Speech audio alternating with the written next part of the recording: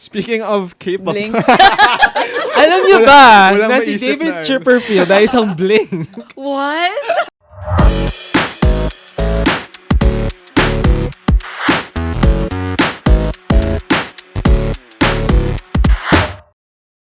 Hey, yo, what's up? How is everyone in the Hello. building Hey, today? what's up? What's good? What's good? Hi, everyone. Welcome to Babble Station. And here with me today is Lomi and Izzy.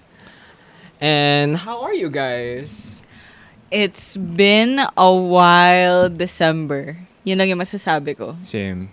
Plus, parang first time natin nag-shoot ng gabi, no? Oh, Bakit nga ba tayo nag-shoot ng gabi this Gusto time? niyo bang malaman? Well, Basta. Sa amin na lang yun. Well, may kinalaman to sa episode natin today. Well, Bakit nandito yung TV? Oo nga. I mean, this episode is a special episode. Well, every You say that episode, about every episode. Yeah, every episode natin to sinasabi na special. Pero, Special din to.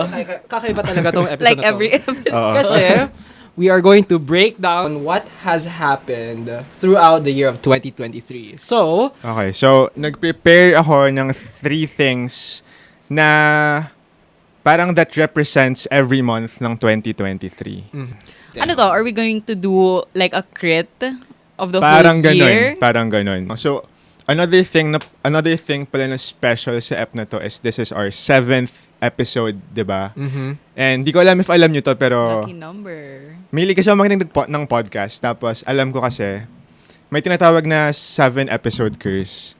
So, usually, yung mga podcast, lalo yung parang tayo lang, maliliit na podcast, hindi tayo umaabot ng beyond 6 eps. Damn. So, congrats on this. Sana may season 2, guys, di ba? Sana may episode 8. True. Guess abangan.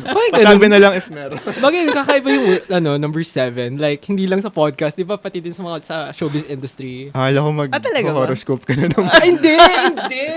I mean, may mga contracts na 7 years tapos wala na sila. Parang gano'n. Mamaya, may nag-exceed ng 7 years. Merong Okay. 10. True.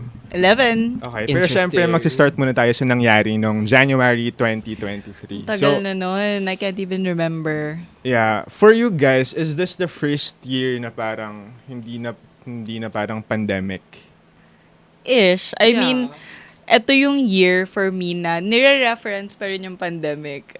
Pero in past tense na. Parang hindi na siya now. Pero last year kasi, it always felt like, oh, we're still in the pandemic. 2022 is a transition phase. This year, yung 2023, it feels like a year na marami nang nag-go back sa office, madami nang nagta-travel, and sort of trying to make up for yung time that was lost while they were staying at home for 2 years completely during the Yeah. pandemic. Yeah. Parang yun talaga yung sinasabi nila ata na new normal, I think. For a lot of people, etong year na to kasi yung bumalik sila mag-travel. Pero yung iba, nag-explore naman sila ng new avenue sa bahay nila, which is yung parang trend sa TikTok na cozy talk. So, Yeah. can you guys explain this to me? Kasi ako personally, hindi lumalabas sa feed ko to. Nakita ko lang to nung nag-search ako ng highlights nung January. Oh, I'm sorry. I was a victim of this. Kasi nga, as we've mentioned before, a lot of people are going back sa face-to-face. Pero at the same time, dahil nga we've had the opportunity na mag-try ng hybrid work, marami ding nakaka-realize na possible din naman yung working completely from home. So Yeah. you don't necessarily need to go to the office, especially for maybe specific roles. So because of that, maraming nagsiset up ng stations nila at their very own homes, which is an example of this one. Yeah, palagi ko nga nakikita sa Instagram reels ko na people like showing off what they have in like sa desk nila. And parang Yung may lights, Yeah, and then yung may lights. minsan Yung- like pink neon. Kung may triangle na 3D panel sa dingding. Yung mga Oh my ganun. God! Wala ka bang ganun? Meron. Exposed. Meron. Plus, nauso yung nagko-collect ng iba-ibang keyboards ngayon. Oh my God, yeah. Doon din nag-trend yung mechanical keyboards. So, I mean, it was kind of trending before Yeah, that. Pero I feel like because nag-complement siya sa trend ng cozy talk, nagkaroon din ng opportunity na mag-trend yung mechanical keyboards in a sense na Parang norm pwede mo na din lang siya. siyang i-customize Yeah, along oo. with it. Yeah. So, sobrang parang norm. Like, lahat ng kakilala kong like office mate, I think, including you guys, may kanya-kanya tayong mechanical Oh keyboard. my God, that's Yeah. true, that's true. Yeah, so alam ko nilagay ko sa January yung TikTok, where I think for the entire year talaga, ang dami pang trends na nag-emerge from TikTok. Kasi, well, as we've mentioned nung last episode, bigla nag-boom talaga yung TikTok nung pandemic years. And hindi lang siya yung nag-try mag-eat from that trend. Madami ding ibang nag-emerge, which is early January. Naalala nyo ba yung parang 1 week na sumikat yung Bondi? You It guys was download that? a phase, as in nag-take over siya ng IG. Alam mo yung, I don't know about you guys, pero may certain week talaga of January na yung nakikita ko lang sa IG story ko is yung QR code na add niyan Bondi, add niyan Bondi. And I mean, I also do that, pero wala lang. Sobrang wild na that happened. And now, for me, I don't use Bondi anymore. I mean, I feel like the three of us are like victims of that. Yeah, because I added you guys. I mean, to be fair, kasi cute siya tignan. Cute It's an version avatar, of, right? Yeah. Specific, aesthetic siya, na nakikita rin sa Canva. Yung ganyang itsura ng... Oh my God, di ba? that's true. Yeah. Ano yung tawag sa ganyan? Retro-ish. Roundish characters. Yeah, tapos like, ano. you can like set up your own virtual space Yung there. room, Yeah. right? Yun yung sobrang Naka-isometric. nag-trend, diba? Yeah. Parang pa-witty kaya ng room setup. Yeah. Pero I mean, as fun as you guys made that sound, bakit sa tingin niyo, hindi siya mas tumagal? Hindi siya nag-stick sa mga tao? I know it only became famous sa Southeast Asia ata. Oh, yeah. Oh. Like how Snapchat is parang nasa North America na lang these days. Yeah. Bondi rin parang sa Southeast Asia lang siya. I think it's because, for me, novelty siya. Na parang nice plaything siya. Pero, It's like a no game, one no? talks just on Bondi. Kasi, first off, hindi ka makakakilala ng new people sa Bondi. Yung makakausap mo lang is your friends na you talk to somewhere else. You talk to sa Messenger, you talk to sa text, you talk to sa like other games na you consistently play. Pero yung Bondi, parang cool hangout place lang if you're bored and wanna try something Parang new. Friendster, ganun. Hindi ako inabutan ng Friendster. I think yung Right. reason bakit, personal reason is exactly what Lomi said. Parang novelty. Kasi if you're gonna message someone, may messenger na tayo, magpo-post ka ng photo, IG, nood ka ng video, YouTube. So it's like a game na lang talaga. Plus may effort din siyang i-update. Like, kailangan kong, habang nag-study ako, kailangan kong hanapin yung avatar na nag-aaral para ipaalam sa ibang tao na nag-aaral. Like, I feel medyo, like, yeah. another factor bakit hindi din nagtagal yung Bondi kasi sobrang onti pa lang yung features niya. Like, aside from the updates and the interactive stuff, ano pang ibang That is gagawin true. dun? Wala, hanggang interactive lang with Basically, other- hindi siya ready mag-trend. Siguro. Parang may rumors nga na na Bondi is kinda leaning daw into the crypto side. That's true. They were Sa planning to be an metaverse, NFT. yeah. I can see that. I can if hindi siya nag-die down, feeling ko magkakaparang crypto game na rin siya at some point. Another news naman, and eto lang yung sports entry natin dito sa buong taon. hindi ko sinasabing walang ibang sport stuff na nangyari. There are many significant things that happen But sa sports. ako personally kasi NBA lang naman yung sinusubaybayan ko. I think 2022, di ba, World Cup? Pero 2023, yung bumungad sa atin at the start of the year is, do you guys watch NBA? Or...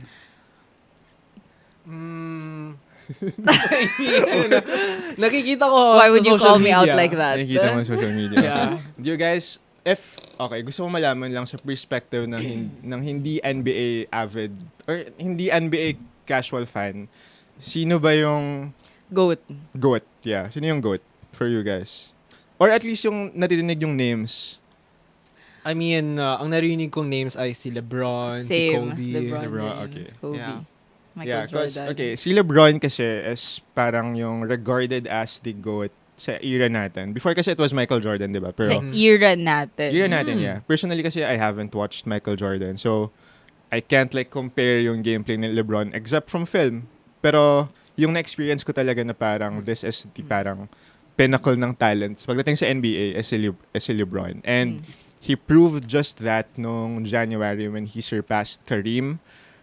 Si Kareem Abdul-Jabbar is yung all-time leading scorer for how many years na, and it was a record na hindi natin inakala na mabibeat ever. Kasi one thing na mahirap i-achieve sa NBA is longevity. Like, mahirap i-maintain yung body mo. And si LeBron right now, he's playing at 38 years old. Oh, wow. And sobrang fitting na yung total points niya now is 38,000 at eclipsing Kareem as the number one leading scorer. So, syempre, nag-emerge ulit yung conversation na who is really the GOAT? Is it Michael Jordan or is it LeBron? So, I mean, to be fair, we can't really compare that ever. Like, there's That's no true. way. Kasi especially if you're comparing players of different generations. Kasi they're not gonna be at peak at the exact same time. So, even if you were to have, let's say, a match na one-on-one sila right now, syempre, one is at a disadvantage. that's all what ifs na lang at this point. Yeah. Like, Plus, the game is very different today. May obviously players are more skilled. Yeah. Iba rin yung effect ng sports science like sa katawan, sa pag-maintain ng Yeah. body. Like imagine what if Jordan had the parang advantages of modern science. So, syempre, hahaba rin yung career niya. Or like another thing na kakausap lang natin is nag-evolve na rin yung social media. And as much as they don't show it, obviously athletes are affected by the narratives talaga, diba? So, that's one reason bakit hanggang ngayon hindi mamatay-matay yung conversation. Is it Jordan? Is it LeBron? Yeah, so that's about it for January. So, for Feb naman, yan. Actually, hindi ko alam masyado yung nangyari sa first pick, pero I believe this is the Grammys. Yeah, okay.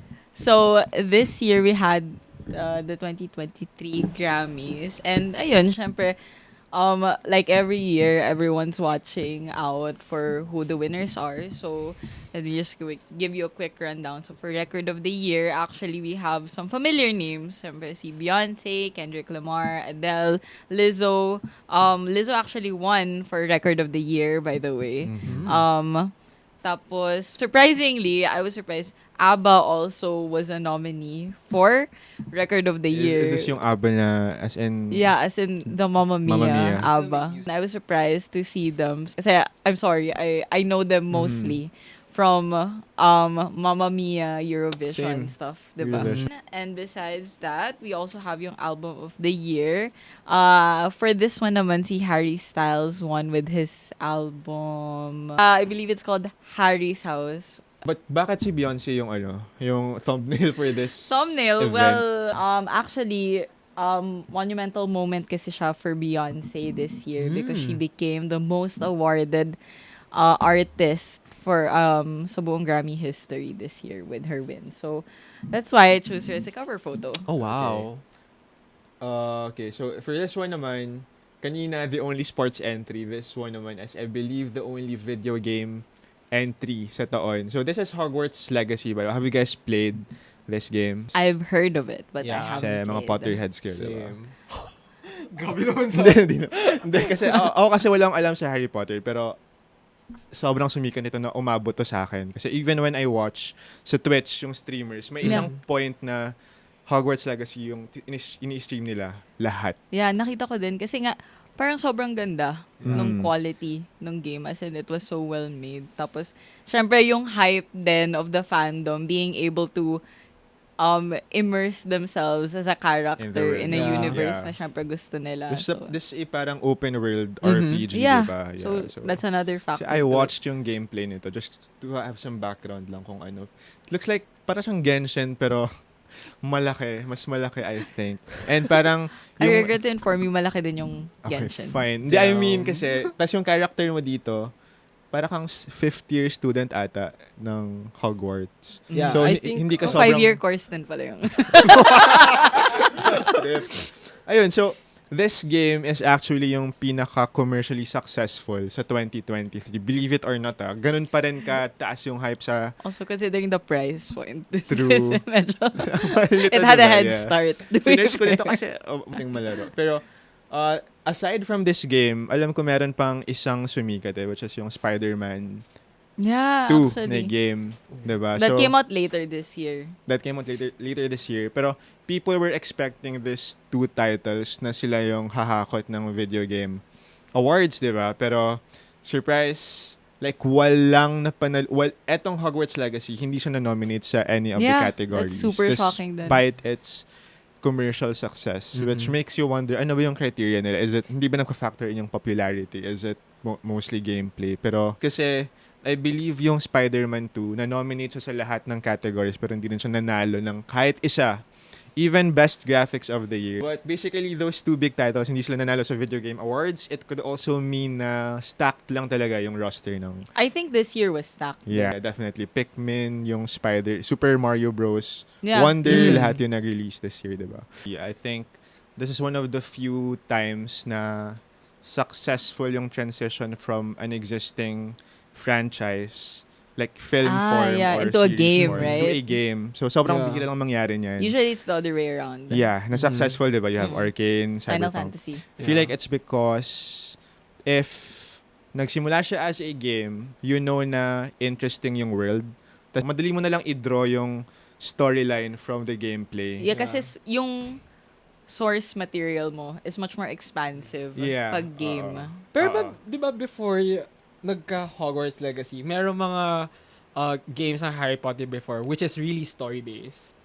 Yeah. Yeah, pero never in this magnitude. Yeah. So, the third thing that happened in February is John Arcilla winning an award. Another award-related thing during February. Award season ba pag February? Is that a thing?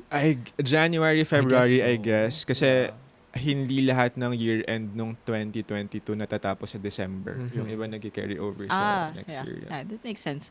So, interesting and celebratory news for the Philippines was John Arcilla winning Best Actor sa Venice Film Festival. So, for context, not everyone is familiar with Venice Film Festival. Pero, for film buffs or for most people kasi it's kind of considered like the cool indie sister of the Oscars. In a way na it's also put in the same regard as Oscars. Kasi usually when we talk about Oscars, especially way before, you're talking about films na by established known directors, most of the time Western, like Christopher Nolan, Wes Anderson. Pero ayun, I mean recently we've had more diversity in the Oscars, pero yung Venice Film Festival kasi is a place where super indie artists thrive. As in Letterboxd users tong yeah, basically. So yung super indie or independent artists and filmmakers can make it all the way to Venice Film Festival kahit mag-isa lang sila or kahit like a super small dev team lang, which I find interesting, especially since we were able to get recognition from a body as prestigious as the Venice Film Festival. I'm quite curious lang. May times ba na nag-overlap yung winners of Venice Film Festival saka sa Oscars? I'm not sure if it has something to do with the fact na they're also in different like seasons, yung qualifications. Baka may different cutoff times sila. Kasi I rarely see na, nanalo siya sa ganito and then nanalo siya sa Oscars. Pero sometimes they do trickle over. I think for Feb, that's about it, yung tatlo. Super exciting. We move on to March. Guys, know anyone who actually attended yung Born Pink na world? I mean, I think we have people in the audience that have attended. Okay, calling over Kai. Calling over Kai. Testimonial to. Okay. We have a testimonial. Ka lang namin kung ano ba nangyari. For everyone's context, Born Pink happened last March 25 to 26, if I'm not mistaken. Yeah, and this was held in a Philippine arena. And sabi nila, like, estimated around 90 to 100,000 yung dumalo dito. In total, right, for the 2 days. Yeah, oo. So parang... Sorry, 95,000? 95 to 100,000, yeah. And which is a lot of Filipino blinks were really looking forward for their arrival and their concert. And si Kai was one of the blinks. Yeah, si Louis and si Miel. Yeah. We also have Louis here. Yeah, so maybe he can also give a kamusta statement. naman yung experience nyo? Yeah. Anong day nyo? Ako day 1. It's sa Saturday. Tapos 2 araw kasi yun. So Saturday, Sunday. This is the thing for Filipino concerts. Hindi lang yung ticket yung babayaran mo eh. Kasi yung only venue natin na nakaka-accommodate ng malalaking artist is Philippine Arena. Mhm. So, bukod sa ticket, if meron kang pupuntang concert, kailangan ka mag-set aside ng budget for transpo, basically. And minsan accommodation na rin if you want to stay near the concert arena. Okay, Yeah. wait lang. Can I just say that sounds a bit privileged for us to say as people from Metro Manila. Kasi imaginein mo, before Philippine Arena, Mo. yung pinaka pinupuntahan talaga ng artist is Yeah, MOA, Arena. Araneta. Oo. Tapos sa atin, near lang, pero we have people literally coming from Davao just to go to MOA. So, I mean, ganun na talaga siya. It is what it is. And at least, imagine mo, if taga Bulacan ka, so now, ang lapit na sa'yo ng concert venue. So, good for them. Sino ba yung organizer nito? Live Nation pa dun. But, They stepped yung up. yung mga fans na yung nagparang nagkawang gawa pa. Wow. Speaking of fans, Ayun na. Speaking of fans, I couldn't imagine the fan service on day 1 and day 2. yung mga pakulo nila, lalo na for yung day 1, meron mga parang balita na there is like this flying helicopter, diba? Tapos may there's a banner. helicopter with a banner saying Something about Lisa. Yeah. And then may cake. I believe si Lisa Yeah, din. si Lisa. I think so nga. Yeah. Tapos, it's not just the fact na nag-prepare sila ng cake. Kasi, guys, yung security behind that, the logistics you have to go through para ma-approve na lumapit si Lisa sa cake mo and actually cut it in front of a stage. Like, hindi mo alam kung what's in that cake, diba? Oh, ano? So, ini-imagine ko na lang yung stress na na winent through ng buong fan club of not just Lisa but for Blackpink. Tapos yung pag-coordinate din sa management din to do some to show the members of Blackpink yung mga fan videos na ipa-flash sa screen. Oh my God, may ganun pa pala. I didn't know. Yeah, so parang the fans went through a lot just for them to show their love. Which is nice. That's the thing I really like na yun yung sinasabi ng mga international artists about Filipino fans. I don't know kung totoo siya, tapos they just say that about they just say that about everyone. Pero parang yung pinaka-thoughtful daw is Filipinos.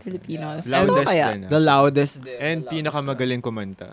Oh yeah. Yeah. Like yung tipong lahat na pwede mong is-sprinkle. oh, like yung tipong No, hindi but na nila legit- marinig sarili nila. Legit yun, yeah. I remember Yeah. nung nag-concert yung Twice, hindi nila marinig yung sarili nila kasi ang lakas ng hiyawan ng fans. Yeah. And that's something they can always expect naman from Philo Cute. K-pop Exciting. Yeah.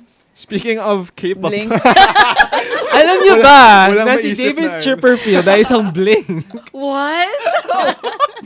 Guys, Wait, so who is this stop, guy? stop. Who is this guy? Yung guy sa gitna ay si David Chipperfield. Blink So, ba siya?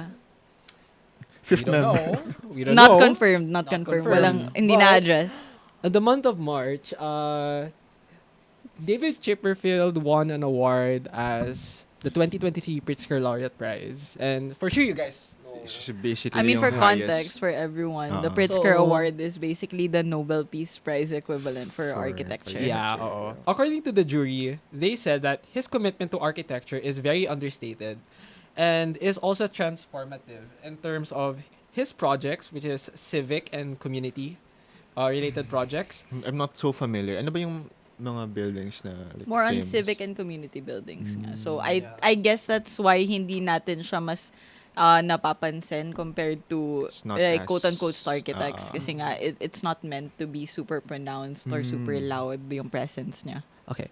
And I feel like deserve naman talaga ni David Chipperfield yung award na yun. Close kayo. I mean, To be fair, yung name niya matunog na siya for Before, yeah. years even before. So I feel like it was just about time. I mean, either way. yeah. Well, speaking of major contributions, there is a recent contribution that happened in March, which is OpenAI, GPT-4. Yeah, so OpenAI released yung latest model ng GPT, which is GPT-4. So if you guys use ChatGPT, Mm-hmm. Yan yun. That's right. ChatGPT is based on model 3.5. So yung difference ng 4 is, well, 1, yung ChatGPT is free, diba? GPT-4 is paid siya. If you want to use it na free, you can use it through Bing. Which is siguro the only reason why people open Edge is to use yung Copilot. Yeah, Actually, yung, sobrang ganda ng AI of Bing, to be fair. it's actually good. Yeah, So, ChatGPT-4 is a major upgrade from 3.5 kasi if you use ChatGPT enough, for example, ako ginagamit ko siya madalas mag-construct ng email. Pag tinatamad ako mag-construct ng email, He's a ChatGPT, robot. okay, please help me make a message for engineer ganito. Or like sometimes, Shoutout nga pala sa mga engineers shoutout natin. nga ba sa Engineer Tin and Engineer Enrique who are also fans of the show. Oh, yeah, So baka yeah, they watch, na-receive diba? baka na-receive niyo yung mga robotic text ni Izzy. hindi naman lahat, Ayan na yun. guys, hindi naman lahat yun ChatGPT. Minsan ako na yun.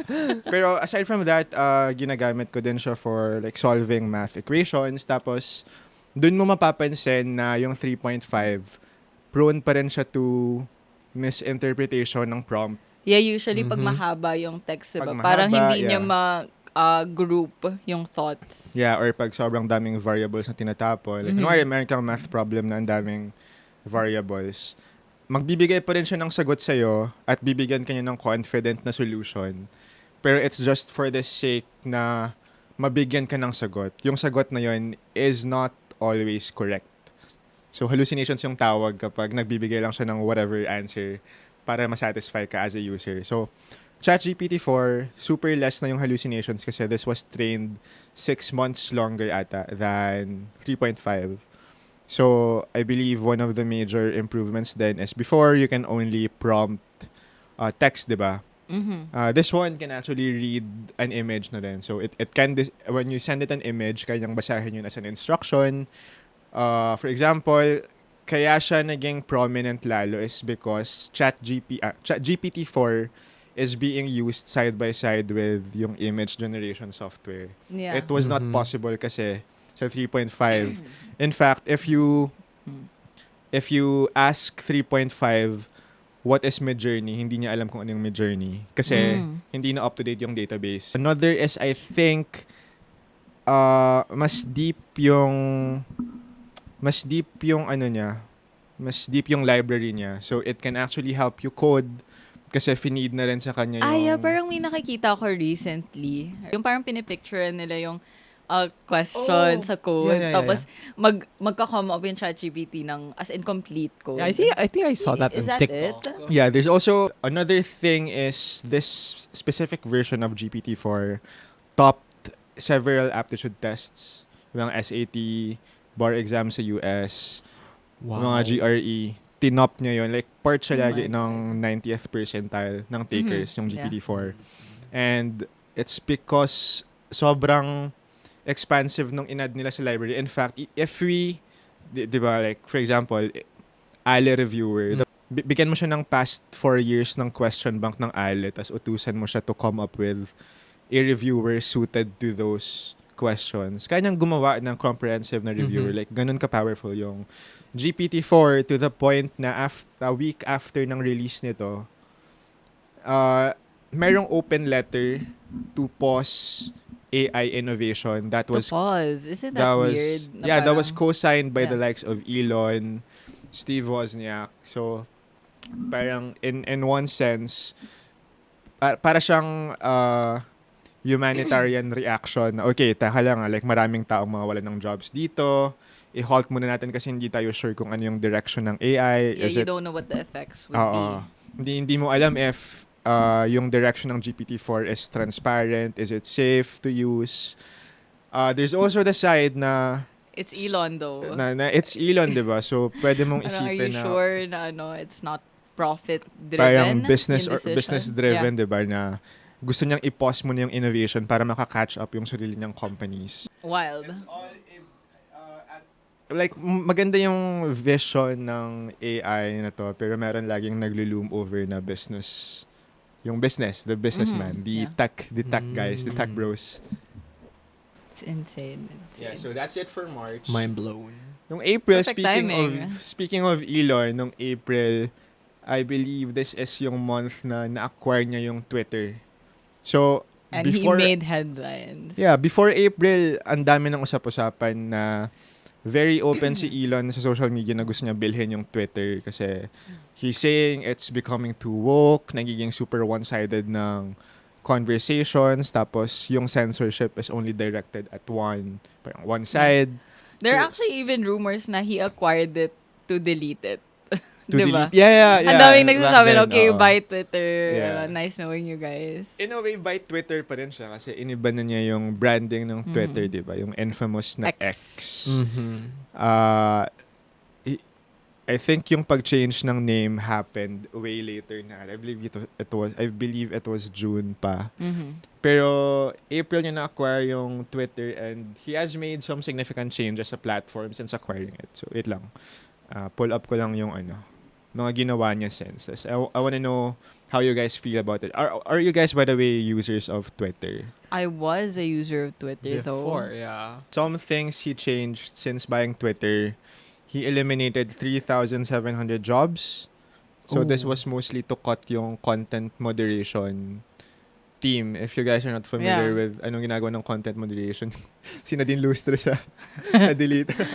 Pero basically, yung sila yung taong nag-check Go if watch. this is, if pwede to online. Tas, meron silang power to parang silence, syempre parang specific opinion. Yeah. So, yung purpose ni Elon is para maging level playing field daw, any political side. Kasama na din ba dito yung pag-phase out ng mga bot accounts, ganun? Yeah, that was part of it kasi I think one measure na ginawa niya is ginawa niyang paid yung blue check mark and nag-add pa nga siya ng ibang tiers like merong gold, may gray check May mark. tiers. Yan I yung didn't know. parang Tiers, may premium tiers. X, yun ba yun? Yeah, Or basta X-Premium. yung purpose lang naman is if you're a paying customer, you're probably a real person. Kasi if may-ari ka ng bot form, there's no way na babayaran mo lahat ng accounts na yun. Pero those accounts would still exist. Wala nga lang checkmark. Yeah, pag walang checkmark,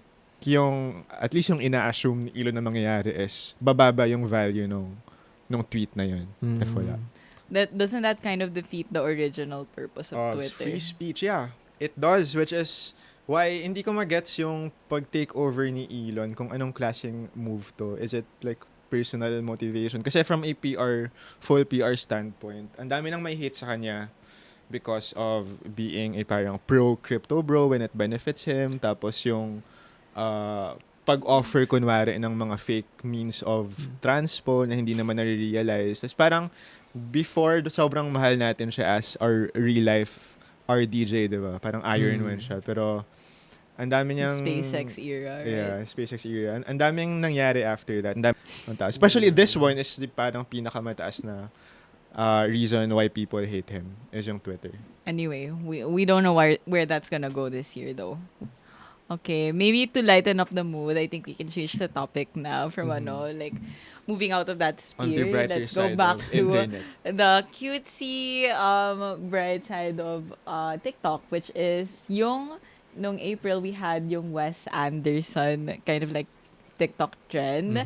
I'm not sure if you guys would recognize it, but I think you guys would have seen I it. think I've more or seen a less. few. For context, Wes Anderson is a famous film director known for his specific style sa mga movies niya such as Grand Budapest Hotel, Moonrise Kingdom.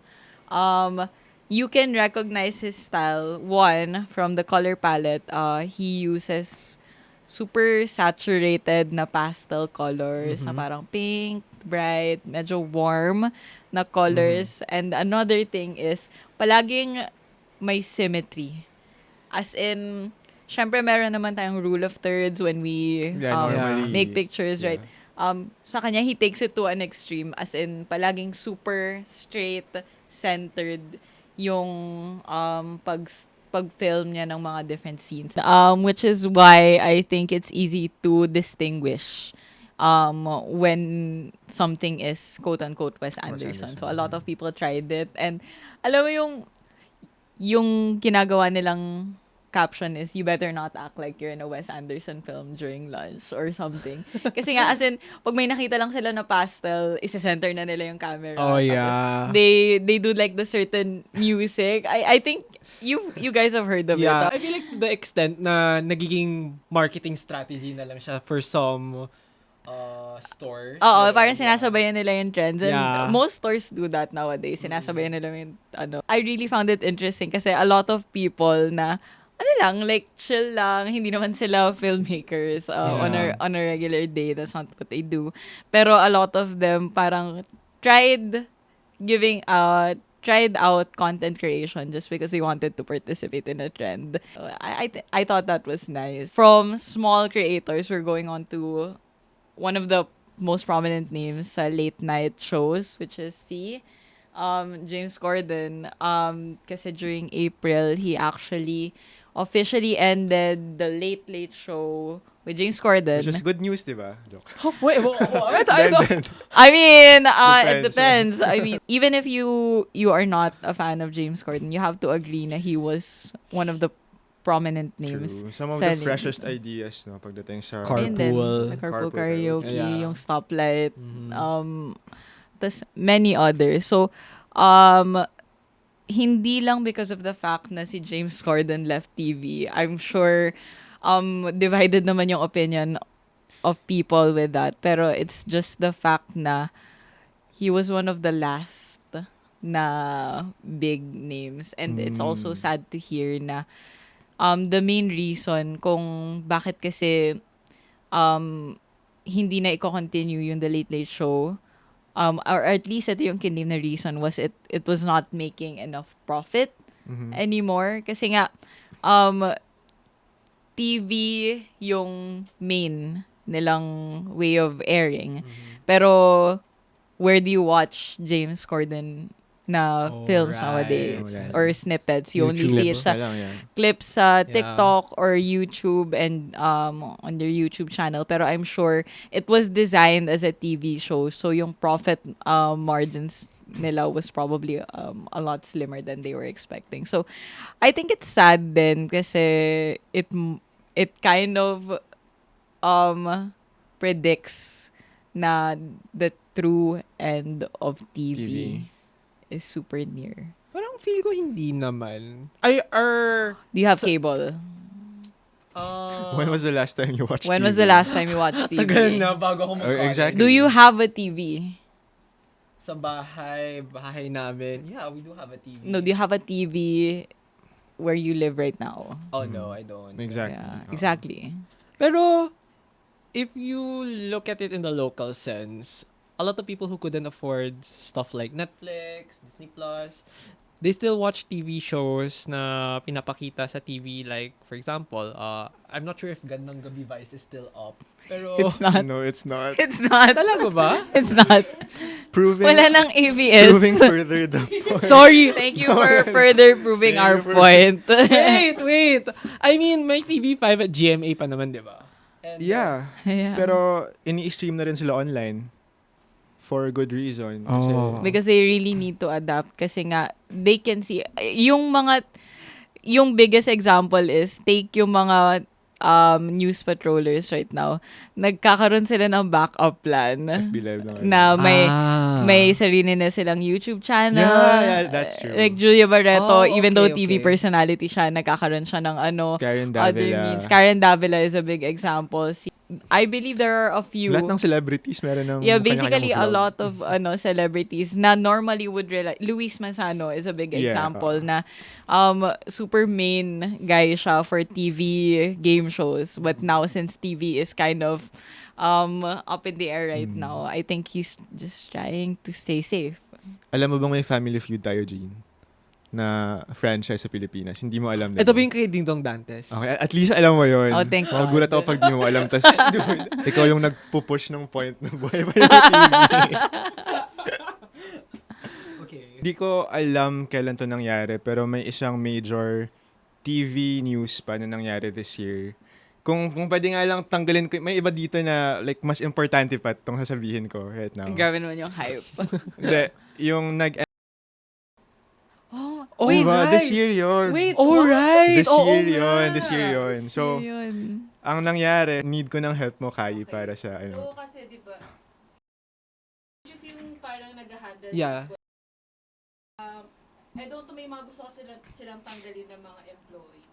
Na host. Oo, Yeah. host, parang naka-list na. So, parang, ayun, parang may mga conflict about that. So, yun yung medyo alam ko. So, di ba, bumababa yung nanonood ng TV, so yung revenue nababawasan. So, magka-cut sila ng ibang host sa original na which is another episode. Wild. Ang dami na lang. Which is, okay, that's one of the major news na nangyari din pagdating sa TV. So, last May 21, we witnessed the burning of the post office, which is located in Manila. A tragic news for everyone, especially architects and A Heritage. local landmark Yeah. in architecture. yes, this is a local landmark to everyone. Then. No. And the quick background of this. So, this was designed by Thomas Mapua, Juan Arellano, and Ralph Doan. And this one is in neoclassical architecture. This was rebuilt 2 times or... kasi nasunog. Nasunog na ba ito before? Una tong nasira during World War, and then it was Mm. reconstructed. And nasira dahil sa sunog. Yung ngayon. Yung ngayon. Ah, yeah. Okay. Hindi ka sure sa ngayon. Sorry, nasunog na This- nga eh. Before, tapos It's true. nasunog ngayon. Right there. Basta, fire spark around, bago mag-midnight, around 11 p.m. Which is a bit weird. Whenever nagkakaroon ng spark in the middle of the night, there's always conspiracies na ano. Yeah, ito, oo. siya. The Star City incident sa ano, na parang bakit in the middle of the night? Who uses the post office in the middle of the night? Yeah. And this was one of the talks before then nung May about what to do with the post office and ano yung mga proposals din nila for post office kasi nasira. Kaya dun nag-emerge yung mga design competitions. Redesign the post office? Like, parang ganon. Parang sa Notre Dame yung ano. Yeah, yung like the nasunog, Notre tas- Dame's Mm. stuff or the Notre Dame competition. So, yeah, a lot of LGUs and volunteers tried to come up with proposals on what to do with the post office. So, I don't know right now kung Anong progress, merong- anong balita. yeah, anong balita about it.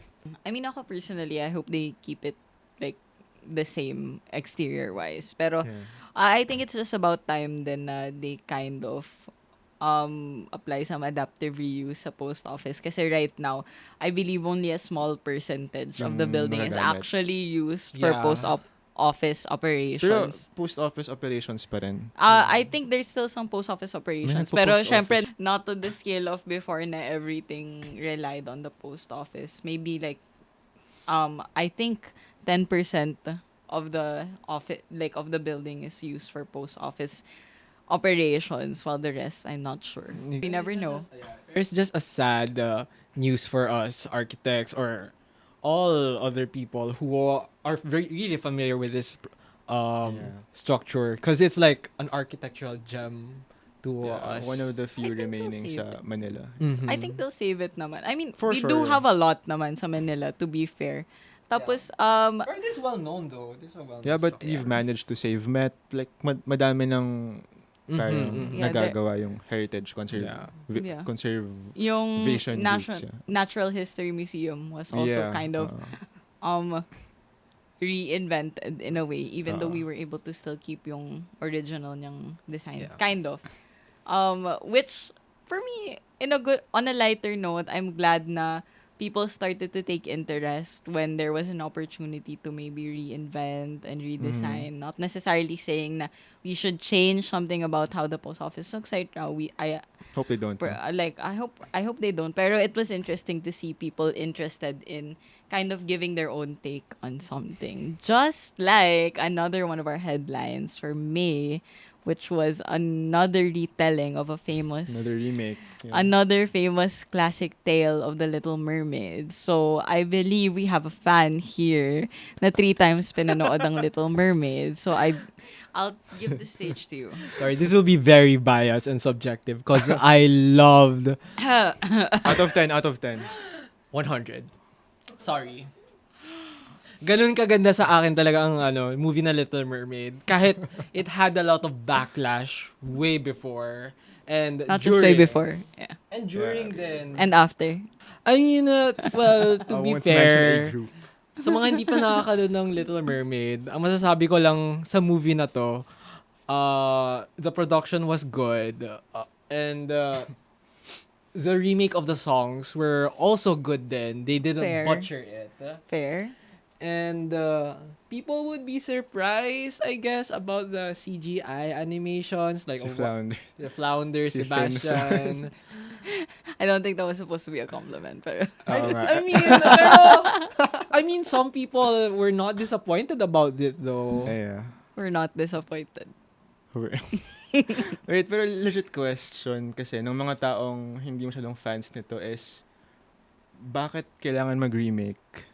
Yeah, like yung Disney in particular. Ba't nila nire-remake yung mga past na masterpiece? Okay, ako din kasi I was one of the people na against remakes in general kasi there were a lot of people saying na why remake the successful Exactly. movies Lion King. when you could remake promising stories na hindi na walang- portray na maayos in film or medyo flop. To be fair kasi this is the most famous movie from Disney from 2023. I believe arguably. Also one of the most expensive productions. Ayun, exactly. Yeah. So, this is just one of the films. And I believe this is one, like the only, if not one of the very few na remake. Kasi we have... What do you mean? We have we have- Beauty and the Beast for the year. for the year. We have Wish, which is an original story, and I believe a few others na much smaller. Pero that's the point. What sells? Bakit hindi blockbuster hit yung Wish Yung Wish, versus yeah. ano? That's what the people want, and So it's money. of course it's money. Like it's a profit. It's a company, so money pa Yes, din is a driving force. Uh-huh. Pero at the same time, okay din naman siya for me kasi if it's a classic tale, okay lang naman siya to be retold kasi yung one ang But understand. were people asking for this? Like, who asked for this? Who asked for this remake? Madami ba? Like, bakit walang remake yung Little Mermaid? Parang Walang wala naman. specific Oo, eh. wala namang Exactly. specific. Walang Kahit specific sa na Lion nag-ask, King. but the market asks for it Mhm. because successful yung Beauty and the Beast. Cinderella Successful yung din. Cinderella. Yeah. I'm not sure if Cinderella was successful? Yeah, oo. Cinderella Oh, was the first, right? Kasi ang daming... I'm not sure of the timeline. Cinderella and then Maleficent. Maleficent. Yeah, was also Maleficent. successful. Maleficent was Yeah. good. But those I But would that, like, Maleficent was a parang... arguably an original. was a new take eh. Yeah, a Oo. new Yeah, take. oo. Pero it's still part of the... Ayun. So basically, Disney. that's what sells. And I think at the very least, they're trying to change it up a bit. Medyo controversial lang, as you've mentioned, yung forced diversity. Kasi Yeah. at the time na the casting of Little Mermaid was announced, super controversial. Like, sobrang medyo over it na yung mga tao na, Right, oh, right. like, by the way, there was this guy sa Harry Potter na sinabing black pala all this time. Sabi ni ano, Si J.K. Rowling. sabi ni J.K. Rowling, all Kung this ano na time naman yung black yung pala. sinasabi ni So, J.K. Rowling sa Twitter. it was around that time. So, I believe Dumbledore it, is gay. Dumbledore's gay, something like that. So, Grabe na- naman kayo kay Just- Dumbledore. No, this she is said that. This, She said that. There's a criticism towards not Dumbledore, it's directed towards J.K. Rowling. Kasi parang it's coming off as sinasabi niya na lang yon para maging relevant pa rin yung series niya. Yeah. Years after na nag-conclude yung story, there's no need to say it, diba? Yeah. So, yun nga. Basically, it came out around that time. Kaya medyo nagkaroon ng slight association na, oh, you're trying to be Alright. diverse. I think Pero this was around the time din na nagkaroon ng female Ghostbusters. super controversial around that time yung forced diversity. Pero now na we've kind of all calmed down, I think okay naman. And to be fair, I've also watched The Little Mermaid. Tapos enjoyable naman din siya. Haven't seen it. So, ako personally, na-appreciate ko yung fact na even though they did change the skin color of yung titular role, of the You Little think it Mermaid. matters? I don't think It does not matters. matter. It does not matter. It didn't play any factor. No? So, I appreciate that. Oo, kasi never ko pa napanood yung Little Mermaid. Pero I've heard good things about it. And I don't, like personally, I don't mind yung change sa like skin. It's not supposed to be an issue kasi at the end of the day, it's a half person, half A fish. mermaid. Yeah, like, bro. It's a mermaid. They don't have race either way. Yeah, But okay. guys, this is just a fairy tale fantasy, okay? Like, yung pagkagawa nitong movie or the remake of the movie was not disappointing. And I mean, on a technical standpoint, I have other opinions. Pero, pero overall, they didn't butcher the whole storyline of it. And yung kung ano yung ginawa sa cartoon movie ng Little Mermaid, they just redid it. And it went well. to be fair, to add, I like the little detail na binigyan nila ng konting character yung prince. Hindi na lang siya empty, handsome man. yes. Siya foil. So, hindi na lang siya, nagkaroon siya ng personality. And so, I appreciate na parang they kind of give the prince some character. Hindi na lang siya yung empty, handsome male na fino-fawn over ng pretty girl. Yeah, speaking of characters, we have another event that happened Conquest. noong May was the Conquest. So, I believe we have a Conquest attendee. Yes, ako personally, I attended Conquest 2023. So basically, to give you guys some context, yung Conquest is actually kind of like a convention for multiple things. So you have streamers, you have game devs, gaming software. That area of the Interesting, pop culture. Anime merchandise, anime art, and cosplayers. So imagine that big of a community all gathering up together. And actually, super exciting siya. Ako, I was personally excited. But sadly, the reason why it trended, beyond the scope of yung general general reach niya was the fact na super crowded. Yeah, ano siya, like, nagiging headline siya sa lahat ng platforms. It was mostly because we had some super famous high-profile streamers I mean, aside that from came that- from international that also specifically called out the organizers na ang sikip ng ng lines, the queuing is way too long kasi I believe there are people that waited 2 or 3 hours just to go to the second floor. Bakit ganun? Basically what happened is imagine the amount of people wanting to go see whatever it is that's in there. So we have yung venues was scattered all around yung MOA complex. We have sa Conrad, we have sa SMX, and then we have dun sa mismong Mall of Asia center. Pero I believe most people, like me, focused on SMX. Kasi that's... Merch? Yun din ba?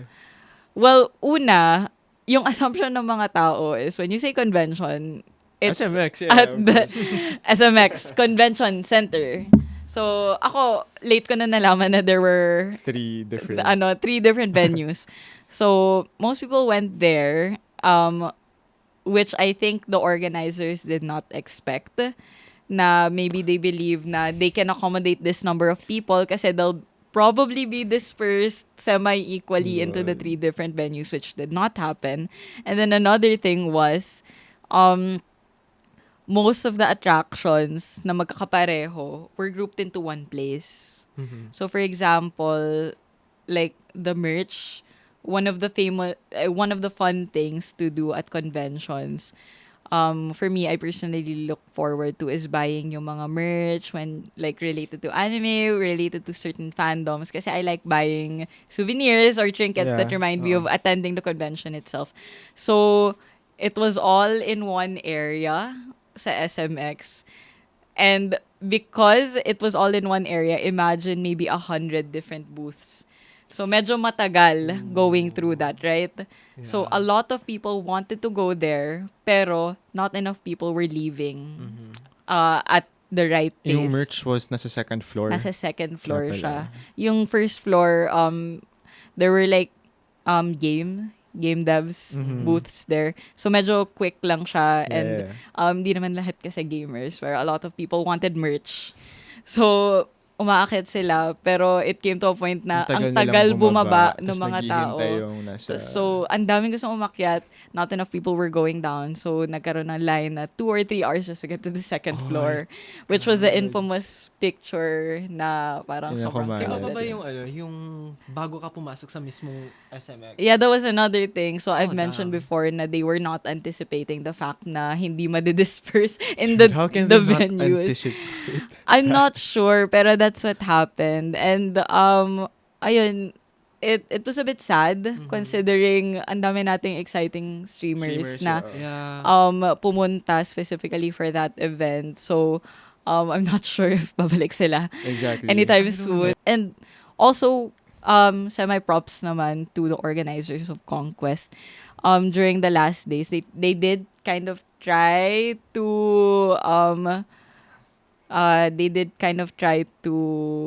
Refund? lessen yung damages by allowing refunds, or parang you can move on a different day if you haven't gotten inside yet. So, I appreciate naman na they still kind of owned up to the problem. Despite the fact na it happened na, at least they Yeah. were able to kind of take responsibility for it. Baka lang hindi na-anticipate talaga ng management. Okay, I can understand na hindi na-anticipate kasi if hinold mo to pre-pandemic, wala masyado atang pupunta. Kasi streamers, hindi sila celebrity status before. So, parang first time din ata nila na kita na ang daming followers ng isang streamer lang. Yeah. Yeah.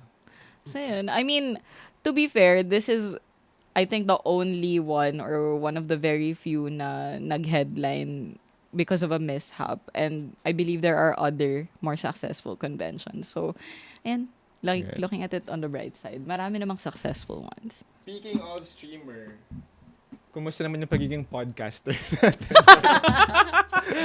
For the past ilang months. I mean, ako hindi ko feel kasi we're just Nagkikwentuhan lang. We're literally just chatting, especially in episodes like these where it's just the three of us. Para lang talaga tayo nagkukwentuhan. Nagla-lunch, There just happens to be mics, tas parang mga cameras and big lights na nakaset up sa atin. Pero we talk like this on a regular basis. So, I guess it's just a bit surprising whenever some people approach us or approach others na sinasabing, oh, I watched your latest episode. It's weird. Tapos, ayun, it's nice na yung mga learnings natin or opinions actually make it out into other people. I mean, hopefully we're doing good with the information that we're kind of sharing. We try to be responsible sa mga sinishare naming information by making sure it's correct or at least fact-checked. Yep. And I'm really glad that right now this is our 7th episode. So we've had 7, I mean, so far 6 technically. 6 really exciting episodes that I'm really honestly very proud of. Yeah. I don't say it that much kasi syempre. What was your favorite episode so far? Oh, favorite episode. For me, favorite episode ko was yung AI debate. Wala lang. I like the takes that we gave dun sa episode na yun. Kasi, ako, coming from someone na exposed sa AI in a sense na I understand how it's perceived in the media. Pero wala akong concrete na direct exposure sa AI that we use today. It was an interesting experience having to converse with you guys on your opinions. My favorite episode naman was yung episode 6 with the two of you and with Bob E. Karma. Because for me, that's like a unique episode na parang strayed away from the architecture side and gets. on the music and I mean on how law is incorporated into music. Yeah, that was fun. That was fun. I learned a lot. That was fun. Andun ka din in spirit. No, I mean listening to it was viewer, fun. Yeah. I was gonna say nga din yung yung AI episode kasi that was my first appearance din sa podcast. Oh my God. Pero I mean, yun din yung episode na maraming feedback from others. I think madaming nakinig nun because of kung The topic. gaano ka-popular yung topic. And honestly, okay, I'll just say this. Yung time kasi na yun, we were trying to introduce AI then to people who are not so parang Yeah, this was a surface exposed, yeah. level. So that was a talagang surface level exploration. conversation, and I'm hoping na magkaroon tayo ng mas deep dive pa. Mhm. Like after having that big babble all about AI, ang dami pa nating pwede pag-usapan about AI na mas Exactly. like on a Exactly. deeper level than the second episode. Pero same with Jean. Favorite ko is yung episode with Bob kasi I'm just Yes, genuinely I love that curious sa stuff na law, music. Yun nga eh. Yeah. So interesting. And she was a vibe then. She was a vibe. She was a vibe. She fit the whole vibe. I'm so sorry. Yeah. I'm so glad that she agreed to join us. Hi, Miss Bob. Thank Hi, you Miss for Bob. joining us. Okay, guys. So, as some of you may have noticed, patapos na yung runtime natin for this episode, pero we're only There's so about much left. halfway there. There is so much left. So, we're gonna be honest with you guys. Yung nangyari kasi is medyo napahaba yung conversation namin, and we're so sorry. Medyo madaldal kami because there's definitely a lot of stuff that we Right. needed to go through. So, as a surprise, we're actually doing a double feature for this episode. So, you can stay tuned for our part 2. Coming We're not very gonna see soon.